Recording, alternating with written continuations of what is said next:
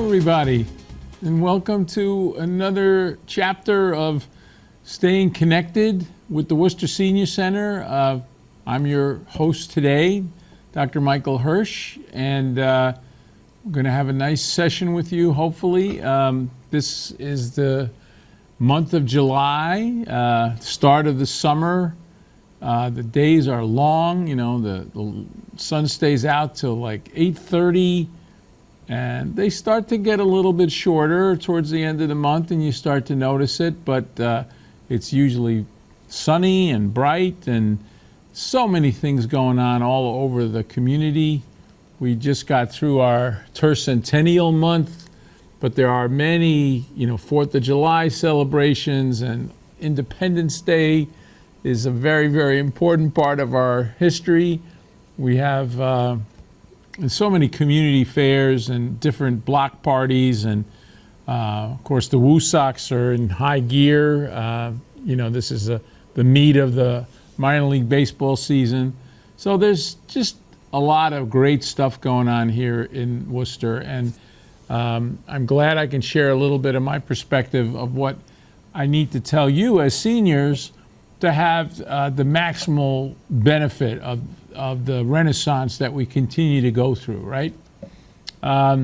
So first, I wouldn't be me if I didn't talk about COVID. So I'm going to talk about COVID first, because I think that that's still on people's minds.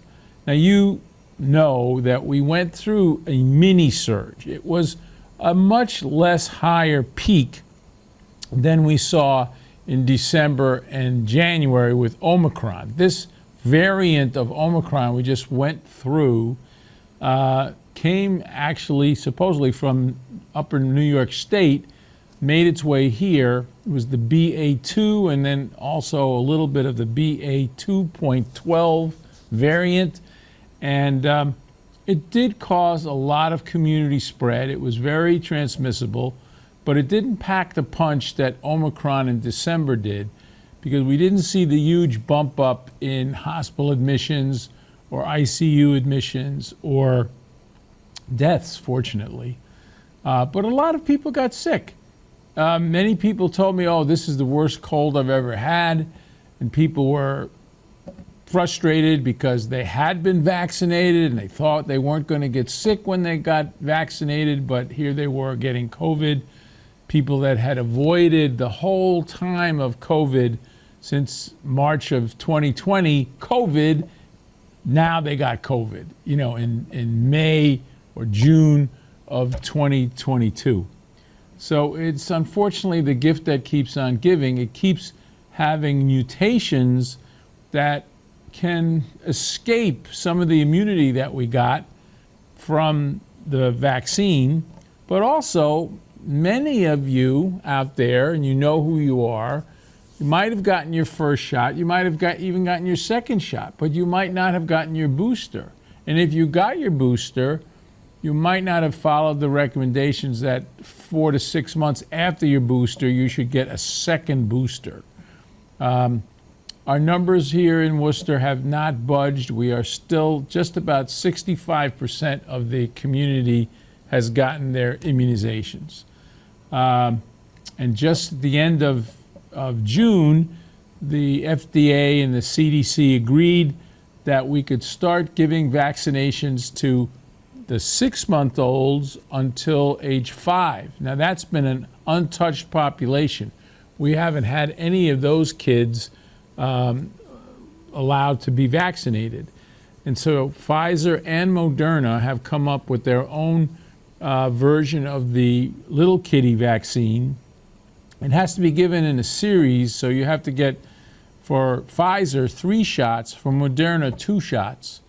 And that's a bit of a problem for us on the city level, because we had, a wonderful corps called the Vaccine Corps of volunteers, mostly medical students and graduate nursing students, some retired doctors and some retired nurses that were helping us give out these vaccinations. But giving an adult a vaccination or a teen a vaccination, or even a 6 to 11-year-old a vaccination, very different territory than giving a 6-month-old or 1.5-year-old a vaccination. It's traumatic for the baby. It's traumatic for the practitioner. And if you mess it up, it can make the baby have an adverse reaction to ever going to the doctor. So we're going to be helping at the Department of Public Health with the distribution of these vaccinations, but we're really counting on the family doctors and the pediatricians who already are very, involved in vaccination programs for their patient populations, to be the tip of the spear to help us get these vaccinations out there. There will be some school-based clinics, I'm sure, but it's going to take a very different kind of volunteer group for us to be able to comfortably give this with, good results.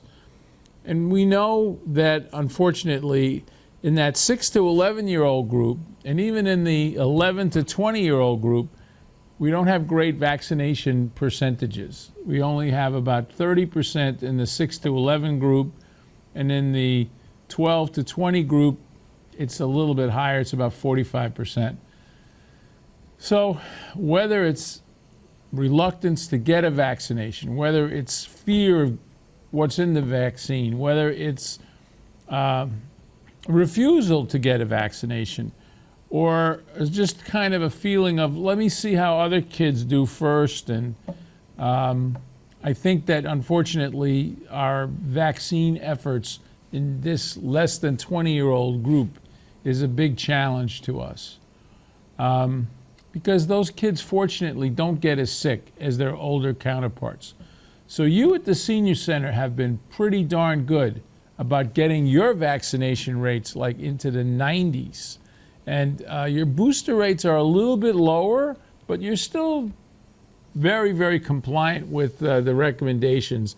And that's probably kept so many people out of the hospital and so many people out of the ICU. And unfortunately, we didn't have the surge didn't affect us in the same way as that very, very first one, where it went through all the nursing homes and it went through all the senior centers.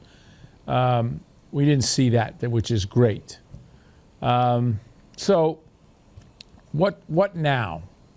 The COVID peak happened about the last, third week of May and started to decrease. And now it has really, really dropped down. And the wastewater, which we also use as a measure, has gone down. And the hospitalization numbers have gone down. So the CDC has reclassified us from a high-risk community back down to a low-risk community. When we went to a high-risk community, the former city manager agreed with my recommendations and then the Board of Health's recommendation that we issue a mask advisory. So that was different than the mask mandate that we had in 2020 and 2021. We didn't mandate that people had to wear it, but we strongly advised that if you were over 65, that if you had certain comorbidities, other illnesses like cancer, like diabetes, if you were obese, if you had a history of lung problems, if you had a history of cardiac problems, those people, along with the unvaccinated, should wear a mask indoors. It was just an indoor mask advisory. Now, you've heard this before, you've done this before, then we've gone back to the mask. You're saying, really, I don't believe you that this is the end. I'm not saying it's the end. I'm not saying take these masks and burn them, because all the evidence points to the fact that COVID-19 is going to be a seasonal actor in our futures. It likes the cold weather more, so it's probably going to come back the end of fall, beginning of winter. That's, as we said, two winters in a row now. That's unfortunately the same time as the flu normally acts up. And my suspicion is that the drug companies and the CDC and the FDA are going to work on trying to guess what strain of COVID is the one that's going to emerge so that they can tailor the next boosters to that. And we should be hearing about that, I would say, end of September, beginning of October. Many people have talked about combining it with the flu shot, so you only have to get one shot. And I think Pfizer is working on that.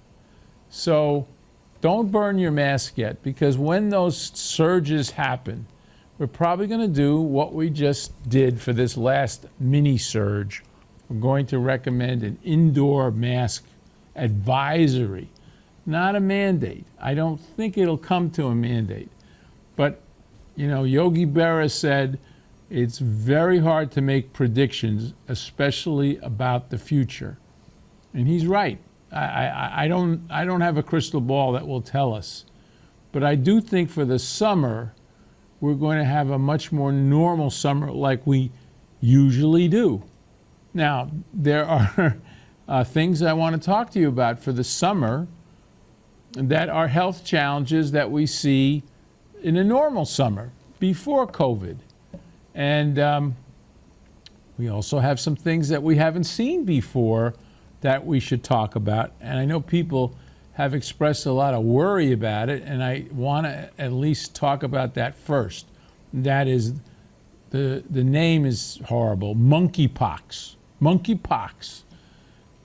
There's been a worldwide outbreak of monkeypox, which is a virus that's a cousin of smallpox or cowpox. And these viruses are nowhere near as transmissible as COVID. And they almost exclusively spread from skin to skin contact. They're not like COVID, which was a respiratory spread, you know, from droplets and aerosols in the air, from a COVID patient coughing. You could get COVID just from that. So you would really have to be very, very close to a person with monkeypox to get monkeypox. Now, there's the sequence of getting monkeypox is that initially you get like a viral disease, like so many viral disease, headache, low-grade fever, achy, but the difference is about 10 to 21 days after you get it, you get a rash. The rash starts out as little red marks all over your arms and hands and legs, and those turn into little blisters, which we call vesicles, and eventually those vesicles fill up with pus. So they look like they have little white caps all over these little bumps. When one of those pustules burst and your partner or your friend or whoever is touching it, they can get monkeypox. Now, this version of monkeypox seems to have sprouted out in the community of people who are men who have sex with men. So it's not widespread, but that particular subgroup of people have been at highest risk.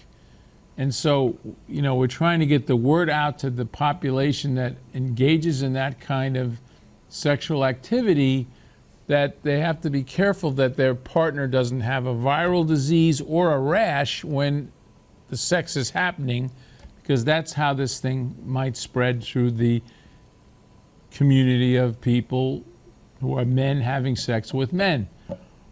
I'm not casting any aspersions on men seeking out men to have partnerships with. That's not my business. But if this is how it's spreading, we have to make sure that that population, which is at highest risk, is going to be protected the best.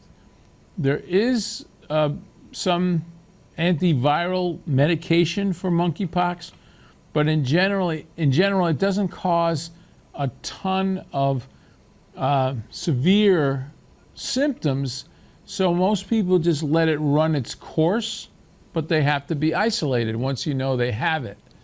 And we have not had a huge outbreak here in the United States. As I'm taping this, this is maybe 55 cases in the United States. It's not been huge, but there have been pockets in Europe that have been higher. So I'm not thinking that monkeypox is going to play a big role in our summer, but I wanted to at least mention it because, you know, every other call that we get at the Department of Public Health is about monkeypox. What I would like to rather talk about is something I think I mentioned even 2 sessions ago, the arboviruses. So those are the ones that are carried by mosquitoes. And the 2 bad ones that we have here in our region are Eastern equine encephalitis, triple E, and West Nile virus. They have very similar onset symptoms: fever, headache, achiness, and they're spread by mosquitoes. The difference is the triple E has a much more angry course through your body, and the worst of that course would be if it infected the brain lining around your brain and the fluid around your brain, and that causes a sometimes very, very serious, if not even fatal, infection that can take off like wildfire. So we don't really have a viral treatment for that. We have some general antiviral medications that if you showed up with a florid case of either of those, West Nile or triple E, you might get a dose of that through the IV. But the best medicine here is prevention, not getting bitten by a mosquito. Now, the mosquitoes are very carefully monitored all through central Massachusetts, and we're part of a consortium here in Worcester that has these little hanging baskets. You may see them in the woods or even just on the street in tall trees, where they sample the kind of mosquitoes that are out there. They get tested, and if we find that either one of those 2, West Nile or triple E, is present, we're in a program where there's selective spraying going on. We have a consortium that will come in with a plane and spray the area. They give us a lot of notice. We try to transfer that notice to you so you don't have your little kids or your pets outside when they come. But we have really been, knock on wood, very lucky that we haven't really seen serious West Nile or triple E patients coming from central Massachusetts. And I think it's because of this consortium that we belong to. And again, I have to take my hat off to the city manager at Augustus, and now our acting city manager, Eric Batista, for continuing to sign up for this service, because it's a chunk of money, definitely, but I think it's very well worth it. So that's one thing we're doing to protect against the mosquitoes, but you know what you have to do to protect against the mosquitoes. Once again, I'm going to go through this. I'm sorry, you've heard it before. You can fast forward in this part. 5 Ds. 5 Ds. When you go out, the time that you go out can make a difference in whether or not you're going to get bitten by a mosquito. So dawn and dusk are the times when the mosquitoes love to be out. If you can avoid being out during those times, that would be optimal. If you can't, if you've got to walk your little grandchild, or you've got to walk your dog, or you've got to go shopping at that time, make sure that your dress is appropriate, right? Dressing with long sleeves, long pants. This will really reduce the amount of surface area that the mosquitoes have to bite you. And some of those clothings that you can buy, if you live in a really woody area, if you live in an area that has a lot of pools or lakes or standing water, You can have your clothing either sprayed or you can buy it with Permethrin impregnated into the clothes. So that will make it even less likely that the mosquitoes will be buzzing around you. So we talked about dawn and dusk. We talked about dress. We want to address also DEET. DEET is the best known insect repellent that we have. Very powerful, comes in all different forms. You can get a moist towelette, you can get a spray, you can get a cream. All of these things are available widely, and whatever you choose to use, put it on the exposed areas. So if you've got short sleeves, your arms and your hands, your face, if you've got short pants, your legs, your ankles, these are the places that the bugs like to go. And it's very effective. It is not DDT. Many people, old enough like I am to remember how DDT was a pesticide used in the 40s and 50s on farms that ended up being a carcinogenic or cancer-causing agent. DEET is not that. DEET is safe, and you can use it on kids. And most of the formulations are very mild. They don't cause skin irritation or anything else like that. So DEET is an important part of this. And then the fifth D is draining standing water. So if you've got a rain barrel in the back, if you've got a bird bath in the back of your house, if you've got somebody that's just keeping a bunch of garbage cans around, and after a rain, things just kind of stagnate in there, that's where mosquitoes lay their eggs.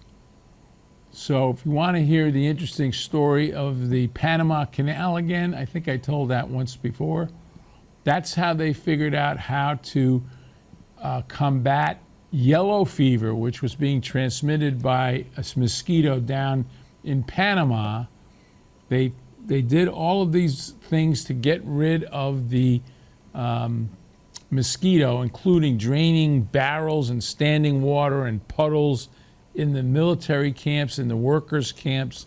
They made all the workers wear long sleeves and pants. They got mosquito netting at night for the workers that were living in tents. And they didn't have the pesticide piece, but they cut down on the number of yellow fever patients by 90%. And that's what got the Panama Canal built in 1914. So you're not building a Panama Canal. You just want to enjoy the summer. You want to have your barbecue. You want to have your different activities outside. You want to go watch your grandkids play baseball or go to the pool. Those are the things that you want to do. Don't let these arboviruses ruin things for you. So the other insect that I will mention that is a big problem, obviously it's endemic, not pandemic, it's endemic to New England, is the tick, the deer tick in particular, which carries Lyme's disease. And it's important if you have pets that you are inspecting those pets when they are out and about romping, because those animals get the ticks on them from just romping around in the high grass or in the brush, and then they bring the ticks inside to the house. And if you are laying around with them on your lap or you're playing with them on the ground, these little ticks jump off, they go onto your carpet, they jump on you, and eventually you can get a tick bite.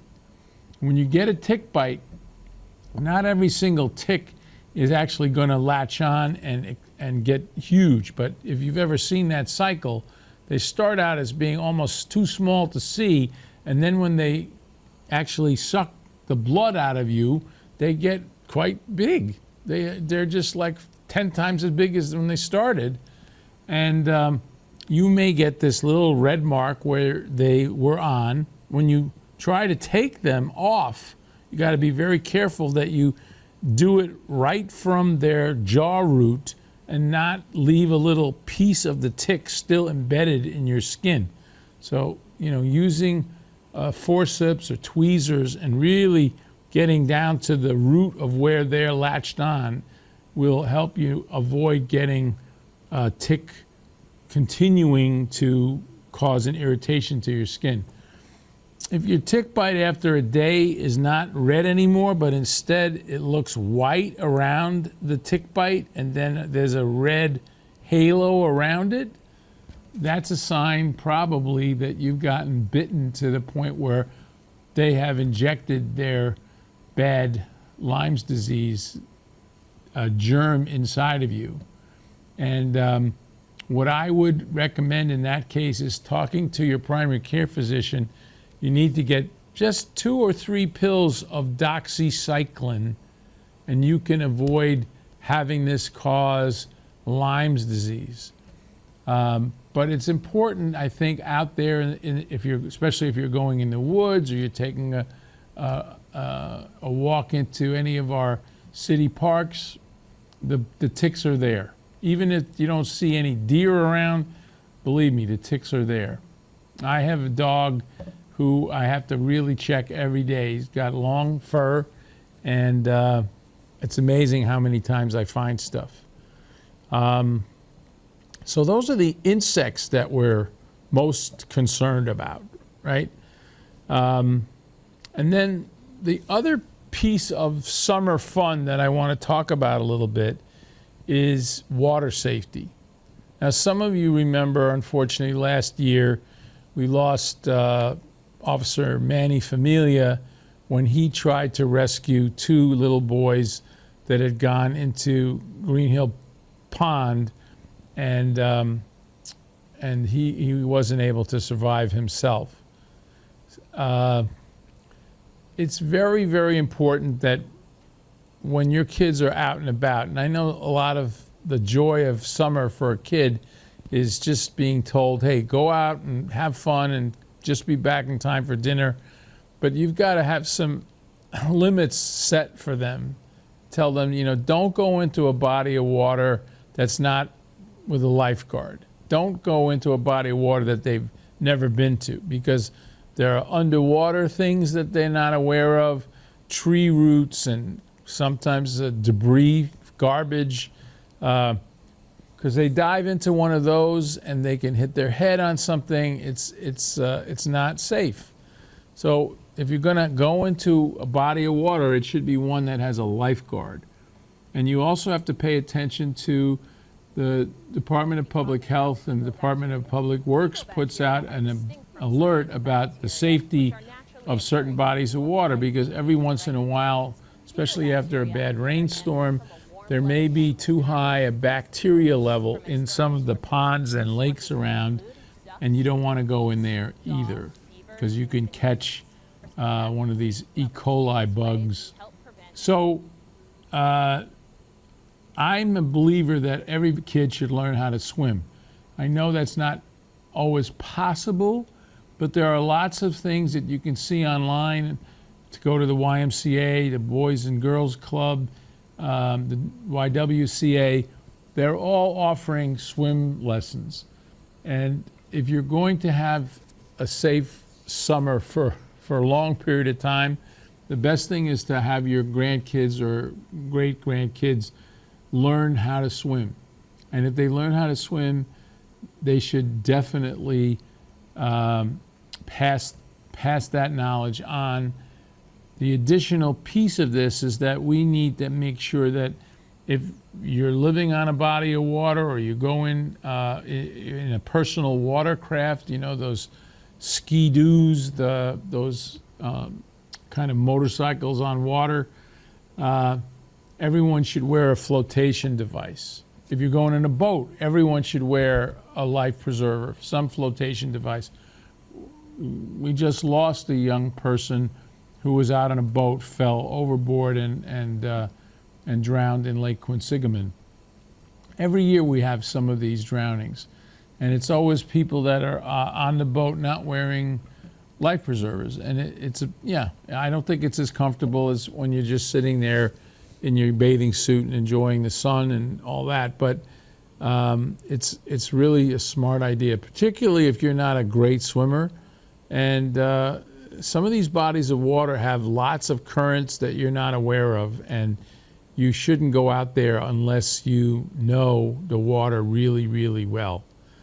The other thing that's a big help if you're going to be a real family basing a lot of their fun in the summer on water is somebody in your family should know how to do CPR. And there's going to be a big campaign here in Worcester starting in the fall about training more and more people to do CPR. Because for not just for water safety, but for people who have sudden heart attacks, which we call, near sudden death, when they fall onto the ground, somebody, we hope, in the bystander group will know how to do CPR. We don't have as much knowledge about CPR here in central Massachusetts as eastern Massachusetts does. So our rate of death from sudden death here in central Massachusetts is much higher than eastern Massachusetts. Eastern Massachusetts has about a 10% survival rate. We only have about a 3% survival rate. They're both very low numbers, and there's lots that we could talk about, which I'm not going to do today, about how to avoid having a heart that's sick enough that you would have an episode where you would pass out because your heart stopped. But accepting that there are going to be people out there with diseased hearts that have bad rhythms or bad events of blood clots moving around, we all should have enough knowledge about CPR that we can save a better percentage of those people. So water safety, I think the pools in Worcester will start as the beginning of July, having lifeguards available. It's always a good idea to swim where there are lifeguards. And these lifeguards, you got to tip your hat to them. They're there just to help. A lot of times we saw over the last 2 years that lifeguards were getting bullied because they were trying to keep the area around a body of water where people were swimming with good sight lines for them and not so many distractions like loud music or crazy parties. When the lifeguards would try to intercede, some of the folks got angry and started to harass them. That's not the way, right? These lifeguards are out there trying to help us, and I would do everything I could to encourage them to do their job in the way that they feel the most comfortable. Because if they feel comfortable doing their job, lives are going to be saved. So the last thing I'm going to mention about the summer that's unusual for the summer is your skin. The sun is strong. It's stronger than ever before. We have less of an ozone layer that used to kind of shield us from some of these rays. And in your senior center case, it's probably going to result, if you get overexposed, in these very minor skin cancers like basal cell cancers and squamous cell cancers. These are not killers. But in the younger age group, if there's lots of sun exposure over the course of years, the bad one is melanoma. And melanoma, if you catch it early enough, is treatable. But if you catch it, and unfortunately most people don't catch it early enough, it can really be a devastating disease. So how do you prevent any of that? It's sunscreen.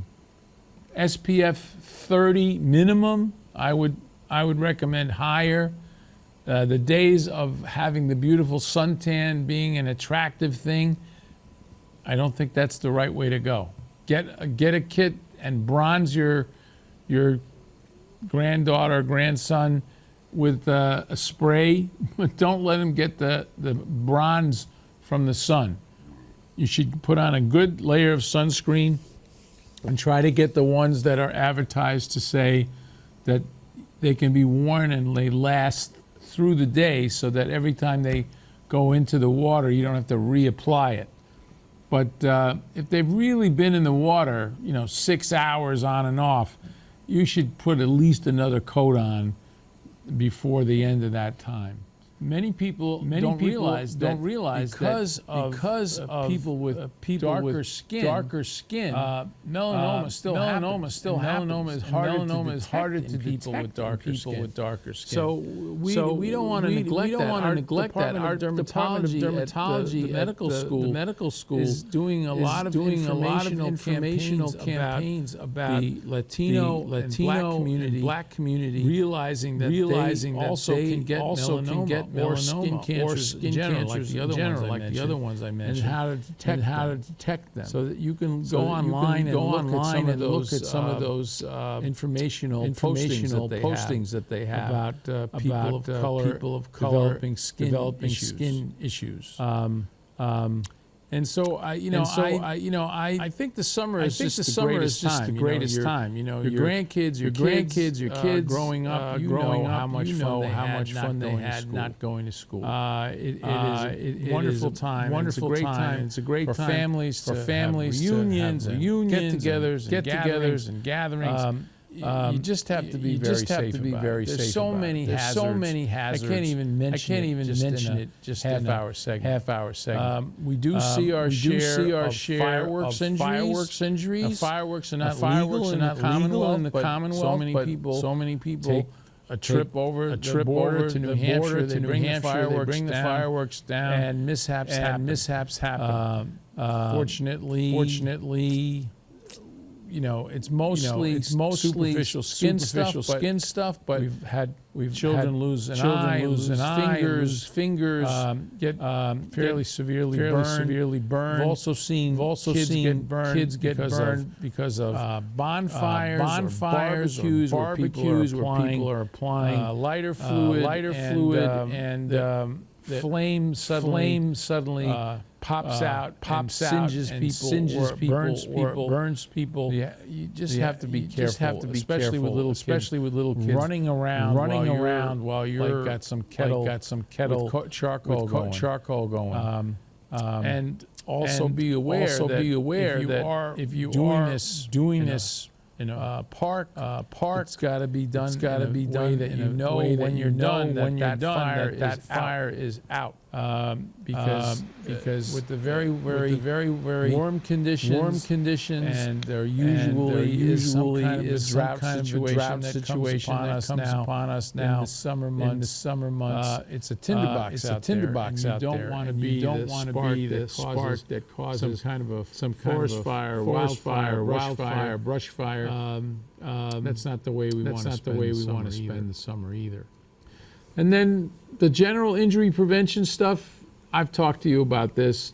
I think the best medicine for preventing one of you from getting injured is not to do too many things alone. Have somebody with you, particularly someone younger. Make sure that if you're walking in the woods or you're walking out and about, if you're unsteady on your feet, try to get a balance course at the senior center. They offer many. Or get yourself an assistive device, a walker, a four-legged cane. These are all things that will help you with your steadiness. For your kids, it's important that they obey the traffic laws, that they're not running across the street in the middle of the street, that they're not crossing in the crosswalk distracted with their phones. And I think that the number one issue that we've had with injury in the last several summers, unfortunately, has been in the teenage population. with guns. Gun sales are way up. There's a lot of unfortunate gun activity in all of the cities in New England, but we've been able to avoid a lot of that because we have wonderful community policing. We have a gang task force that kind of keeps the lid on a lot of the gang violence. We have technology called Shot Spotter that helps us identify when a gun has been discharged, and then the police rush right there, and we can get to an injured person much faster. We can find the gun that was used much faster, and sometimes arrest the perpetrators of these kind of incidents much faster. So we have a lot of things that have kept gun violence lower in Worcester than any other city in New England. But I think the pandemic and other factors, a lot of people have been buying a lot of weapons. There's 420 million weapons in the United States. That's about 1.5 for every human in the United States. And you know that after the terrible shooting that happened in Buffalo and then happened in Uvalde, Texas, the government is trying to come up with some mitigations and basic safety laws that would affect the whole country. I think it's a good step, and I'm hoping that by the time we talk and see this recording, that they have passed some of these measures. But whether they have or not, if you happen to know that one of your loved ones is carrying a gun around at night, they may think they're getting protection from that, but it's unlikely. And it's much more likely that they're going to be involved in a confrontation where they or someone they love or know will be shot.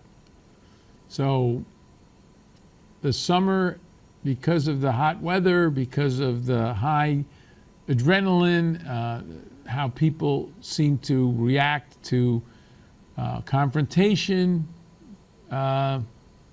violence can be a result. I think you, as the patriarchs and matriarchs of your families, a word from you saying, I don't want you going out tonight carrying a weapon, or are you carrying a weapon, goes a long way. I know that the police would be very grateful, and certainly our trauma center would be very grateful, because there's only so many kids that we can take care of at one time. And we've had a busy May and June with firearm injuries and stabbings. But to close this out on a good note, if we have COVID in the back view mirror and we can finally kind of get back to some sense of normalcy, and we just realize COVID's never going to be gone, it's just going to spurt up every once in a while, and don't throw your masks away. We got through the worst of this. I think life is going to get much more normal. And when you saw the tercentennial celebration we had last month, oh my gosh, it was Worcester at its best. We had baseball, we had fireworks, we had parades, we had all these wonderful booths all over 3 blocks that they cut off the traffic so there was only pedestrians there. It showed everything that Worcester is and what it can be in the future. And I'm just thrilled to have a chance to be a part of that. And I think you should be too. So I'm going to quit there. I thank you for listening through this long section, but I think that because I know how much you all enjoy the summer, I wanted to lay out some things that I think will make your summer safer. So I'll see you again, hopefully in August, the dog days of August. But I know that July is going to be a great month for you. Thanks a lot. We'll see you again.